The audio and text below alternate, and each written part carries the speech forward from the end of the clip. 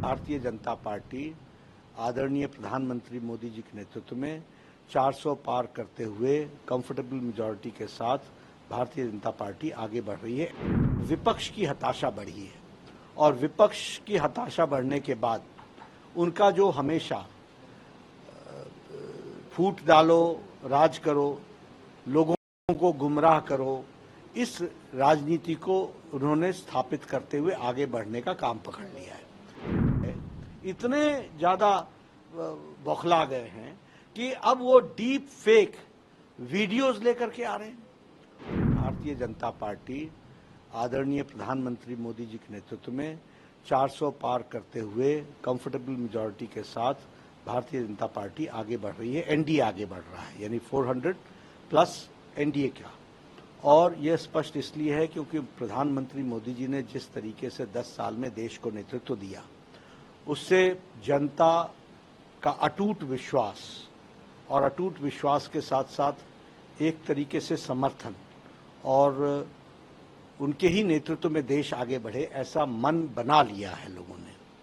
और यह हमको प्रथम 2 चरण में साफ देखने को मिला है और इससे विपक्ष की हताशा बढ़ी है।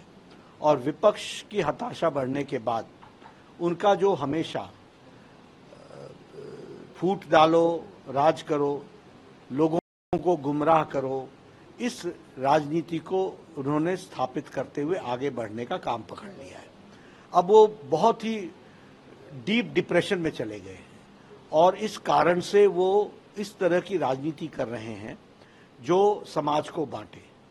अभी जो उनका मैनिफेस्टो आया, वो मैनिफेस्टो उनका हिडन एजेंडा स्पष्ट बताता है। वो हिडन एजेंडा क्या है? जो उन्होंने आंध्र प्रदेश में किया, जो उन्होंने कर्नाटक में किया। क्या किया उन्होंने? जो भीमराव अंबेडकर जी ने साफ कहा कि संविधान के अंदर कभी भी रिलीजियस ग्राउंड्स पर रिजर्वेशन नहीं होगा, लेकिन उन्होंने आंध्र प्रदेश में 4 बार प्रयास किया और एससी, एसटी, ओबीसी का रिजर्वेशन लेने का प्रयास किया। कर्नाटक में उन्होंने ओबीसी का रिजर्वेशन लेकर के मुस्लिम को दिया, जो हमारी सरकार ने उसको निरस्त किया। और आंध्र प्रदेश में कोर्ट के कारण ये नहीं हो पाया, लेकिन उनकी मानसिकता साफ थी।